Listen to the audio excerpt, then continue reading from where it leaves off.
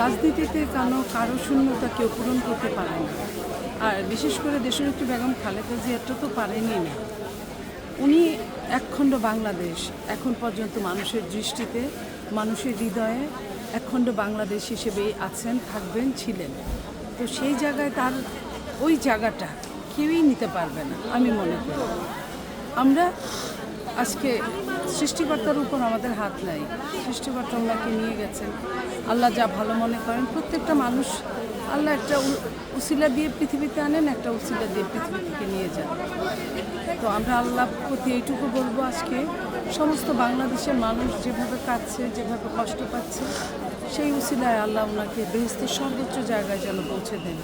ওনার সমস্ত, ওনার যদি কোনো অপরাধ না জেনে থেকে থাকে, উনি জেনে কোনো অপরাধ কখনো করতেন না। আমি ওনার পাশে অনেক দিন থেকেছি, ওইভাবে আমি যতটুকু জানি।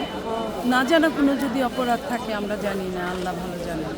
ওনাকে যেন আল্লাহ ক্ষমা করে দেন, ওনাকে বেহেশতের সর্বোচ্চ জায়গায় যেন পৌঁছে দেন। আজকে আমরা এইটুকুই ওনার কাছে চাই। সৌভাগ্যবান না দুর্ভাগ্যবান আমি জানি না। আমাকে যখন ডিসাইড করেছে, আমাকে যখন মনোনয়ন দেয় নাই, তখন আমার কাছে এই তথ্যটা আছে যে দেশনেত্রী বেগম খালেদা জিয়ার কানে যখন গিয়েছে, উনি অত্যন্ত রাগান্বিত হয়েছিলেন। উনি বলেছিলেন যে কেন নীলুফার মনিকে মনোনয়ন দেওয়া হলো না। আমি শুয়ে শুয়ে ওর টকশো পছন্দ করতাম, দেখতাম ও দেশের জন্য, দলের জন্য যতটুকু করেছে। এই যে বলাটা, এটা আমি আসলে আপনি শেষ স্মৃতির কথা বললেন, তাই আমি এই যে বলে গেছে একজন মা তার সন্তানের জন্য, এটা আসলে কোনো ব্যালেন্স হয় না।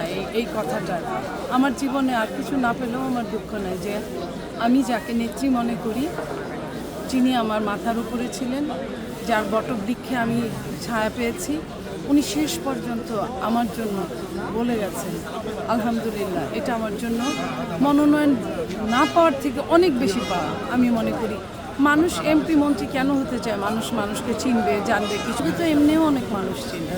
আলহামদুলিল্লাহ, উনি আমার জন্য যেটুকু বলেছেন শেষ মুহূর্তে, আমি সেটাকে, সেই স্মৃতিটা আমি হৃদয়ে গেঁথে রাখতে চাই। আমি যতদিন বেঁচে থাকবো ততদিন ওনার কাছে আমি মনোনয়ন পেয়েছি।